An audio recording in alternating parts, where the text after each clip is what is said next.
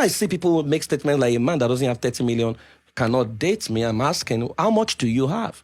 And why, if I had 30 million, why should I put it on your brain that is bringing out this kind of conversation, right? I would not, because I can't, intellectually, we can't be compatible. If we want to get to the marital table, you must be able to make your own money and feed your own self and an extra mouth before you show up at all. So you can't be showing up from a deficit point of view. Women are emotional, men are logical. That's not correct. Every human being has logic and emotion. The one you have utilized the most is the one that becomes pronounced. Dominant. Right? And so when people don't understand the basics of relationship, to say, I am going into marriage because I'm creating a new society, then you would think is all money. And that's why they get all money, they get them. It means, if you're even saying that 30 million, it means that a ritualist can actually get you. That's what it means. It means you have a price. Right? And so, before people get married, I always say that don't get married don't even ask anyone out without asking yourself out. Because that's where it starts from.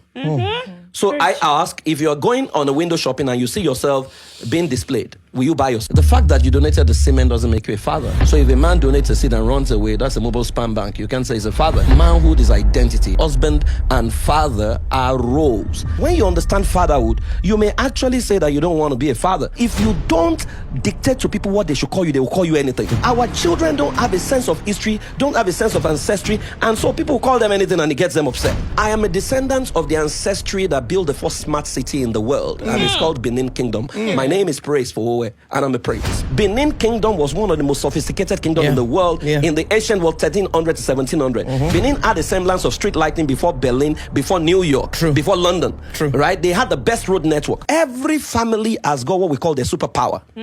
Now, unfortunately, we have used religion to mess it up. So if you go back to your ancestry, your lineage, there is something that is common to everyone in your lineage. All the men, for example, if you mention the Anikulakpos, for example, you know they are activists, right? There are other families is industry, some other families is teaching, some other families is journalism, you know, all kinds of things. Now that DNA exists in fact, some families is priesthood. But because someone has told them your great-grandfather was an Ifa priest, so that is demonic. No. What was an Ifa priest doing in that age and time pre-Christianity? It was standing between man and God. So you will raise children who actually have the DNA of they are futurists. They can actually see things. Yeah, they are intercessors. It's there in them.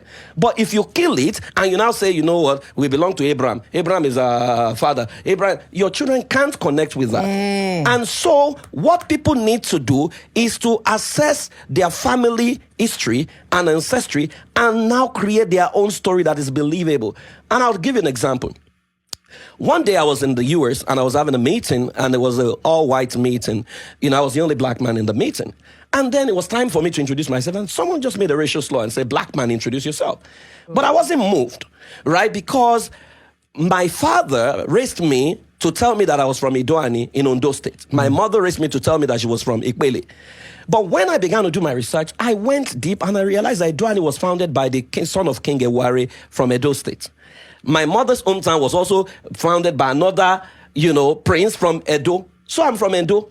So I began to dig deep into Edo ancestry, and I realized that Benin Kingdom was one of the most sophisticated kingdoms in the world in the ancient world, 1300 to 1700. Benin had a semblance of street lighting before Berlin, before New York, before London. Right? They had the best road network. So I stood up at the meeting and I said, I am a descendant of the ancestry that built the first smart city in the world, and it's called Benin Kingdom. My name is Praise for Owe, and I'm a prince.